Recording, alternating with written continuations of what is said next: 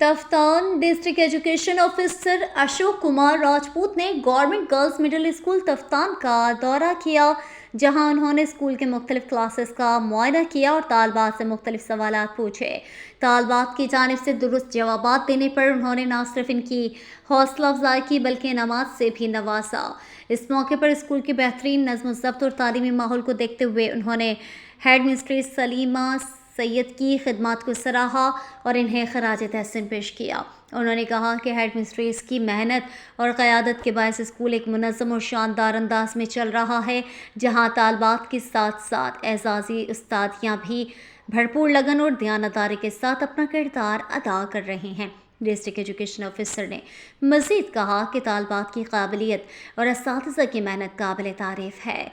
इसी जज्बे को आगे बढ़ाते हुए स्कूल मज़ीद कामयाबियाँ हासिल करेगा। इस मौके पर उन्होंने हेड मिस्ट्रेस सलीमा सैयद को बेहतरीन नज़्म व ज़ब्त कायम रखने पर तारीफ़ी सनद से नवाजा, जबकि 3 उस्तानियों को भी तालबात को बेहतर तरीके से पढ़ाने पर तारीफ़ी असनाद दी गईं।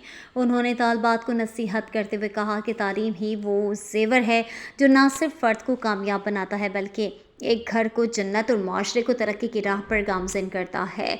इस दौरान इनके हमरा यूनियन कौंसल तफ्तान के councillor Shafi Mohammad Samalani, senior superintendent Mohammad Arif Naroi भी थे।